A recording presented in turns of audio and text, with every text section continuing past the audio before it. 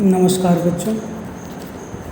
आज हम लोग हिंदी में कुंवर नारायण द्वारा लिखित कविता पढ़ेंगे, कविता के बहाने। और उनकी दूसरी कविता है बात सीधी थी पर। कविता के बहाने कविता में कविता की शक्ति पर प्रकाश डाला गया है। कवि का कहना है कि कविता में चिड़िया की उड़ान, फूलों की मुस्कान और बच्चों की क्रीड़ा तीनों का समावेश है। ये तीनों अपने आप में सुंदर होते हुए भी ससीम हैं, परंतु कविता का क्षेत्र असीम है। उनके अंतर्गत जड़ चेतन, पशु पक्षी, मनुष्य आदि सभी का व्याप हो जाता है। बात सीधी थी पर में भाषा की सरलता और सहजता को रेखांकित किया गया है। कवि का कहना है कि हमें सीधी सरल बात को सीधे सरल शब्दों में कहने का प्रयास करना चाहिए। भाषा के प्रदर्शन के फेर में पड़ते ही बात उलझने लगती है। जैसे जैसे कवि उलझाव से निकलने का प्रयास करता है, जटिलता और अधिक बढ़ने लगती है। कुछ लोग इस उलझाव का समर्थन करते हैं, परिणाम स्वरूप बात का मूल प्रभाव नष्ट हो जाता है। कहने वाला भाषा की जटिलता से तंग आकर जोर जबरदस्ती करने लगता है। इस प्रकार वह चाहे अनचाहे अनाड़ी बन जाता है। कविता इस प्रकार है। कविता एक उड़ान है चिड़िया के बहाने। कविता की उड़ान भरा चिड़िया क्या जाने, बाहर भीतर इस घर उस घर।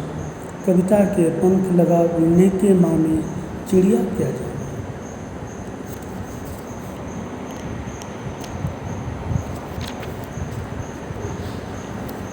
कविता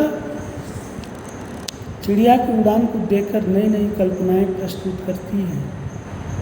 वह स्वयं भी उड़ान भरती है, उसमें नए नए भाव, नए नए रंग, नए नए विचार आते हैं। कविता की उड़ान इतनी ऊंची होती है कि बेचारी चिड़िया उसका और छोर नहीं जान पाती। कविता का विस्तार चिड़िया की समझ से परे है। कविता न केवल घर के भीतर होने वाली गतिविधियों पर लिखी जाती है, बल्कि बाहर के संसार को भी व्यक्त करती है। वह कभी इस घर के बारे में लिखी जाती है तो कभी उस घर के बारे में। आशय यह है कि कविता में घर घर की कहानी वर्णित होती है। कविता किस प्रकार कल्पना के पंख लगाकर सब जगह घूम जाती है, यह उस बेचारी चिड़िया के समझ से परे है। आशय यह है कि प्रकृति असीम है, किंतु कविता का क्षेत्र अनंत है।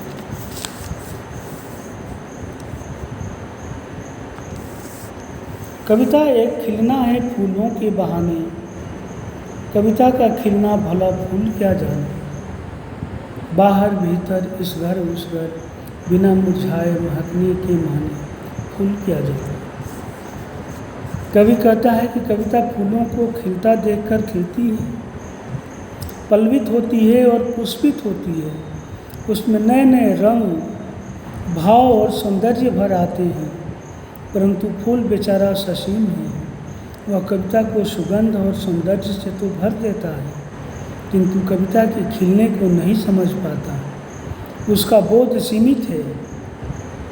फूल तो बेचारा एक दिन गंधरहित हो भी जाता है, किंतु कविता किस प्रकार बिना मुरझाए महकती रहती है। वह घर के भीतर और बाहर हर घर द्वार पर अपनी भाव सुगंध बिखराती रहती है। इस बारे में बेचारा फूल कुछ नहीं जान पाता। वह तो बस सुगंध से भरना और फिर एक दिन झड़ जाना, इतना ही जानता है।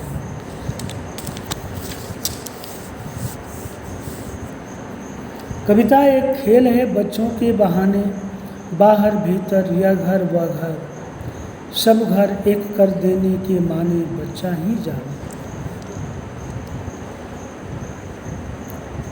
कवि कहता है कि कविता में भी बच्चों के खेलों को देखकर कवि शब्द क्रीड़ा करता है। वह शब्दों के, भावों के, विचारों के नए नए खेल खेलता है। जिस प्रकार बच्चे खेलते हुए सब कभी घर में जाते हैं, कभी बाहर भागते हैं, वे इस घर उस घर सभी घरों में समान रूप से खेलते हैं। उनके मन में अपने पराये का भेदभाव नहीं रहता। वे खेल खेल में सभी को अपना बना लेते हैं। वे सब घरों को एक करके क्या कहना चाहते हैं यह तो बच्चे ही जाने। उन्हीं बच्चों के अनुसार कवि कर्म भी एक खेल है, शब्दों का खेल।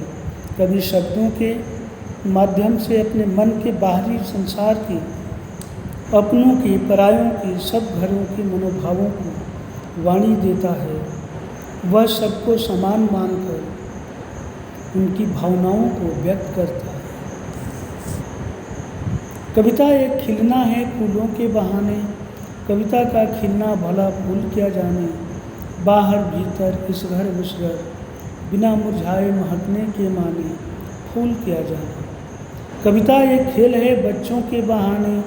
बाहर भीतर या घर वह घर, सब घर एक कर देने के माने बच्चा ही जाने।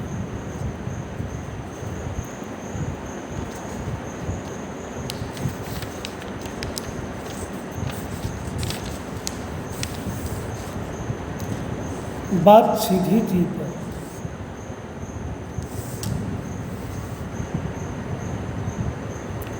सीधी थी पर एक बार भाषा के चक्कर में जरा टेढ़ी फंस गई। उसे पाने की कोशिश में भाषा को उल्टा पलटा, तोड़ा मरोड़ा, घुमाया फिराया कि बात या तो बने या फिर भाषा से बाहर आए। लेकिन इससे भाषा के साथ साथ बात और भी पेचीदा होती चली गई। कवि कहता है, मेरे मन में एक सीधी सरल सी बात थी जिसे मैं कहना चाहता था, परंतु मैंने सोचा कि इसके लिए बढ़िया सी भाषा का प्रयोग करूं। जैसे ही मैंने भाषाई प्रभाव जमाने की चेष्टा की, बात की सरलता खो गई। सरल सी बात जटिल हो गई। तब मैंने मूल बात को व्यक्त करने के लिए भाषा के शब्दों, वाक्यांशों, वाक्यों आदि को बदलना शुरू किया।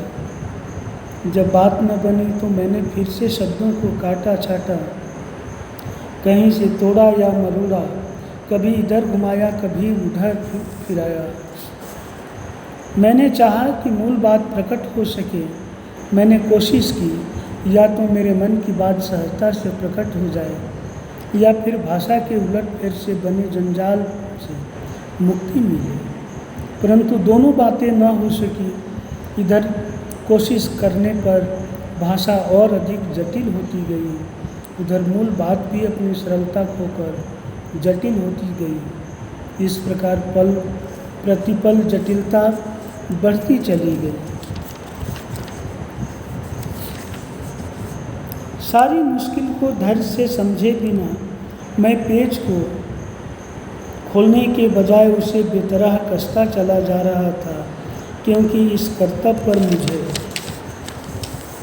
साफ सुनाई दे रही थी तमाशबीनों की शाबाशी और वाह वाह। भाषा के चक्कर में फंसी बात को धैर्यपूर्वक सुलझाने के बजाय कभी उसे और अधिक कोशिश करके उलझाता चला गया। जिस प्रकार पेस्ट ठीक से न लगे तो उसे खोलकर फिर से लगाने के बजाय उसे ज़बरदस्ती कसता चला गया। कवि को बात के साथ ज़बरदस्ती इसलिए करनी पड़ी क्योंकि उसकी इस बेवकूफ़ी पर वाह वाह करने वाले और शाबाशी देने वाले लोगों की संख्या कम नहीं थी। वे उसे जटिल पेचदार भाषा बनाने पर बधाई और प्रोत्साहन दिए जा रहे थे। इस कारण वह भी भाव और भाषा दोनों को जटिल बनाता चला गया। आखिर वही हुआ जिसका मुझे डर था। जोर ज़बरदस्ती से बात की चूड़ी मर गई और वह भाषा में बेकार घूमने लगी। हार कर मैंने उसे कील की तरह उसी जगह ठोक दिया। ऊपर से ठीक था पर अंदर से न तो उसमें कसाव था न ताकत। बात ने जो एक शरारती बच्चे की तरह मुझसे खेल रही थी, मुझे पसीना पोंछते देखकर पूछा, क्या तुमने भाषा को सहूलियत से बरतना कभी नहीं सीखा? भाषा के साथ जबरदस्ती करने का वही परिणाम हुआ जिसका कभी को डर था। भाषा को तोड़ने मरोड़ने से मूल भाव का प्रभाव ही नष्ट हो गया, उसकी व्यंजना ही नष्ट हो गई, उसकी अभिव्यक्ति ही कुंद हो गई।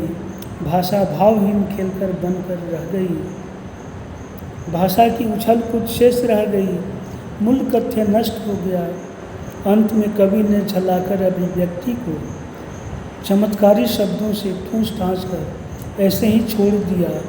तब वह कविता ऊपर से तो अच्छी भली कविता जैसी दिखने लगी, परंतु उसकी आंतरिक अभिव्यक्ति बिखर गई। कथन में कोई प्रभाव नहीं रहा, भावों की सघनता नष्ट हो गई, वह कविता प्रभावहीन हो गई। तब बात ने शरारती बच्चों की तरह कवि से क्रीड़ा करते हुए पूछा, तुमने मुझसे खेल खेलते हुए भी व्यर्थ का परिश्रम कर रहे हो, अपनी बेवकूफ़ी भरी मेहनत पर पसीना बहा रहे हो। क्या तुमने अब तक भाषा को सहजता, सरलता और सुविधा से प्रयोग करना नहीं सीखा? यदि नहीं सीखा तो यह तुम्हारी अक्षमता है, अयोग्यता है। और इस तरह से ये पाठ समाप्त हुआ और इसके प्रश्नोत्तर आप लोग कर लेंगे। धन्यवाद।